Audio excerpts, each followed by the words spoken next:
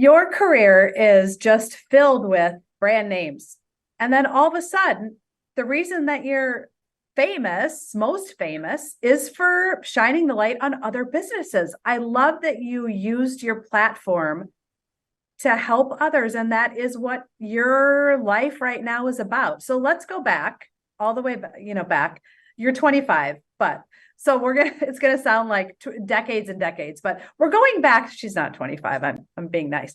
So we're going back, into time. Why did you want to go into marketing and elevating brands? What about that sparked joy in you?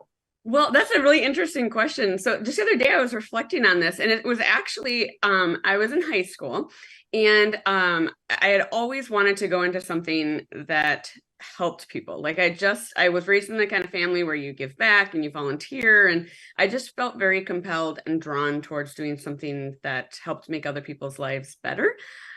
But at the same time, I was like so drawn to like design and marketing and film and TV. Like I just was really drawn to, what we would call kind of the marketing and advertising world. And I remember I was really conflicted by that because I felt like those were two very different things. And so I was in high school, and you're having the classic discussion with one of your teachers about what are you going to do next year? Are you going to go to school? What are you going to are you going on to college, and what are you going to study? And I shared this conflict with him. I said, well, I want to go into something that helps people and makes the world a better place, but I really love marketing and the business world. And without missing a beat, he just said, well, Amanda, if people want to do good in the world, don't go into business. How will the business world ever get better?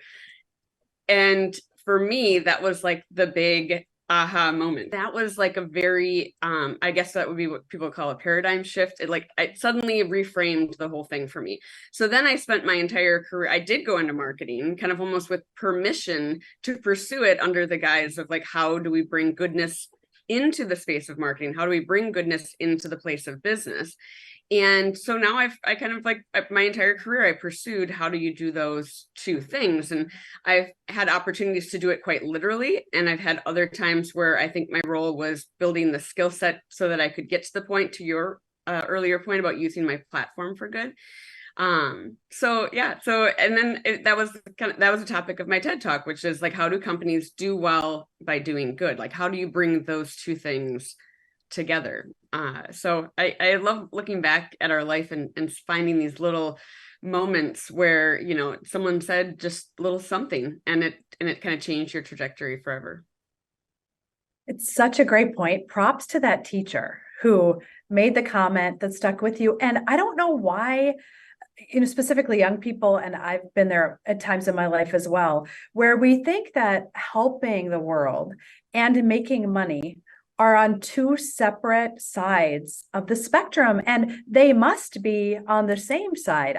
And some people believe that because of faith reasons. Some people believe that out of a want to be humble. I mean, there's all sorts of reasons that people get there.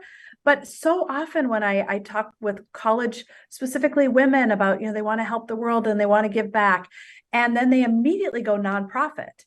Mm-hmm. Those two things automatically, and to your point, they have to be together. Yeah, we think about it. You are so right. We think about it in such a binary way. Like either you're a nonprofit that does good in the world, or you're a company that makes money. And it's actually, the secret is, the magic is when those two things come together, because big business matters in the world. We need it for employment. We need it for our economy. We need it for a number of reasons.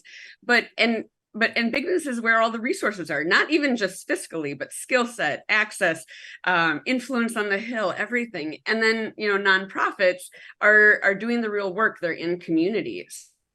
So it's like, how do you bring those two things together? And not just, I think what both you and I are talking about, it's not just like philanthropy, like not just the company giving away money, but like, how does the company itself truly stand for something and do something beyond just, volunteerism or giving away money? How are you using your platform as a company to advance goodness in the world? And to make that happen means that we have to have bright, creative, passionate people who choose a corporate or for-profit endeavor.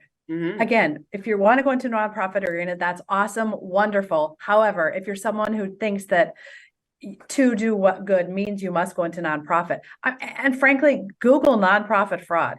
Plenty of nonprofits that aren't doing good in the world. So you can get them on both sides. right? I mean, let's just say it for what it is. So I want to talk about the minute that you met with Deluxe and said, hey, I've got this idea. And, I said it at the beginning and I almost did a whole explanation about it because I suspect that there are people who went, check company, what do? Because if you're under a certain age, you don't need to have checks. You Venmo and you all these other ways, you tap your card. You don't need to write checks. So even the concept of a check company and a check company that became global and multi-billion-dollar is sort of foreign for folks. So you went into this really traditional company and said, I got an idea. Talk about what that was like. Yeah, so when Deluxe called, they were on the eve of their 100th anniversary. It was the year before they were going to celebrate 100 years in business. And over the past decade at that time, they had started to diversify their business. To your point, the decline of checks has been predicted for 35 years. So they were, wise to that and were continuing to expand the types of things that they did. And one of the areas that they were expanding into was helping entrepreneurs and helping small businesses. They were already helping small businesses for 100 years move their money. Now they wanted to help them do other things like market their business. So websites, logo design, business cards, anything a small business needed to market themselves. But people didn't know them for that. They barely knew the name Deluxe because often you bought your checks through your bank. And if they even knew the name Deluxe, they certainly didn't associate it with small business. So the opportunity was really, how do we use our centennial to talk about our future and to reframe that brand awareness around small business? And so for me, again, I've been living my career with this philosophy of how do we prove we can do well by doing good, and doing well for Deluxe would mean raising brand awareness and specifically with small businesses. But what could we do that would be good for small businesses on our way to achieving our business goals? And, as a marketer, whenever I start at a new company, I love to spend time with the customers. I love to get out there. That anthropologic, qualitative research is so valuable when you're trying to figure out how to influence purchase decisions and really understand who you're communicating with. And I was meeting with these small businesses and I was just so moved by their stories. I mean, when you hear the story of a bakery owner or a restaurant owner or a retail shop owner, you want to support them. You see a person behind your purchase. And so for me, that was how we could do good for small business. Could we, in our 100th year, instead of making a documentary about our legacy, as most companies do, could we instead turn the camera around and share the stories of small businesses across the country, all with the hopes to create kind of a movement to raise awareness around the importance of supporting small businesses? And so in our 100th year, we went across the country and produced mini documentaries or short films where we were highlighting 100 different small businesses in small and large communities. And it was called the Small Business Revolution. And it was all about the small businesses, and it was all about highlighting their stories. And it was, the small business revolution championed by Deluxe. The word championed was very important. So it wasn't about us, it was about those small businesses. And it really worked because it was so authentic and genuine, and it was about our audience, not about ourselves. And all of the, earned media and all of the impressions that we would have gotten if we would have just done an ad campaign, we actually achieved 12 times more impressions than had we spent that same amount of money we spent capturing these stories on paid media, because of how authentic the stories were and because people wanted to share them. And so it not only showed that when you do good for your customer base, it can yield business results, it also showed that long form content is a really great way to authentically engage your audience. And then from there, it turned into an unscripted show on Hulu, and it was nominated for Emmys. And anyway, I feel like I'm rambling too much, but that was kind of the genesis of it. It's like, how do we do something that gets in front of small businesses, but for the right reasons? Well, I'm glad that you said some of the accolades, because it wasn't just this thing that happened. I mean, it was 13 billion impressions, 6,000 earned media articles, 20 million content views, and the awards. So it really, really worked. And what I think is interesting about you as a human is that most people, you go into marketing to elevate someone else. You elevate the brand, you elevate the story of the business, of what the product, whatever it is. You hosted this show.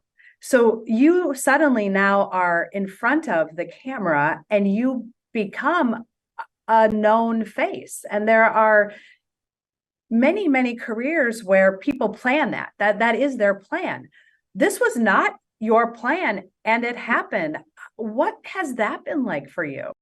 It's been incredible. So as I mentioned, it evolved into an unscripted show. So for 6 seasons, it was essentially a small business makeover show. So when we were going across the country telling the stories of these 100 businesses, we noticed that nowhere are small businesses more under siege than in our small towns. And the things that they're struggling with are the things that Deluxe was doing. So we felt like we could round that brand storytelling corner, still share the stories of the small businesses, but show what a difference marketing and financial help can make in the health of a small business. So for me, we needed someone to kind of play the role of Deluxe. And it just naturally evolved that it was me, but it allowed for Deluxe to play a very authentic character in the show. So when we talk about branded entertainment and brand long-form brand storytelling, I think it's really important that you walk away with an impression of the brand and certainly what they do, but it has to be authentic. And so for us, you couldn't watch one of these episodes of the show and not understand that Deluxe did marketing for small business. However, you also could not do a small business makeover show and not help them with the marketing. So it was very natural how we were showing up in it. And so I loved it because, first of all, you're right. I was just kind of thrust into it. That certainly wasn't even the vision of that first year when we were telling the 100 stories.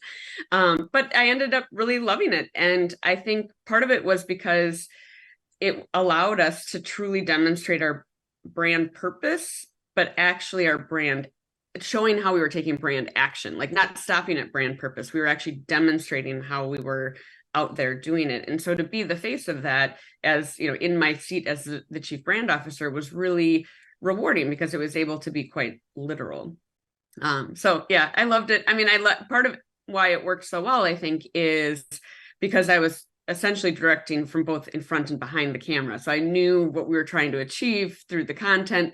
And so it allowed for it to be, we also had an actual director who was brilliant in my shared brain creatively, but I think it allowed for the content to be really authentic. And you have to hand it to Deluxe, because putting someone who's an employee, out there as the character of the company is risky. Mm-hmm. Because you could fill in the blank, what you could have said, what you could have done, what you could have done at the local bar, at the, small town, wherever. Like, it's a risky move to put mm-hmm. someone who isn't the founder, again, 100 years old, founder's not with us, but you can't put, a lot of brands, I think, don't do things like this because they don't know who the person can be, because it's so risky. Mm-hmm. How did you guys navigate that? Yeah, I think because I had a year, because I was the chief brand and communications officer. So I was doing a lot of the earned media for the company around the 100th anniversary and things like that. So I think, in the very nature of my job title, my job was to protect the reputation of the company. So I feel like there's probably an inherent bet on low risk there in terms of I would want to do the right thing. Though we did bartend at many of the bars when we were traveling into these small towns, but that was all in good fun. So I think that, and then I think I just demonstrated the ability to, be articulate on camera and the things that came through the media interviews. And so it was kind of a natural fit, but it was an honor to represent the company in that way, because there was a whole team of people behind me and behind the cameras who were doing the real work to do these makeovers and to make this all happen. Every year we would ask people to nominate their favorite small town, and we would get 30,000 towns were nominated over the course of the 6 seasons of the show. And, then we'd narrow it down. We'd go visit these communities. And so there's a whole team of people that were on the road with me doing this. And I think that was probably my favorite part, was just how close we all became in doing this work together.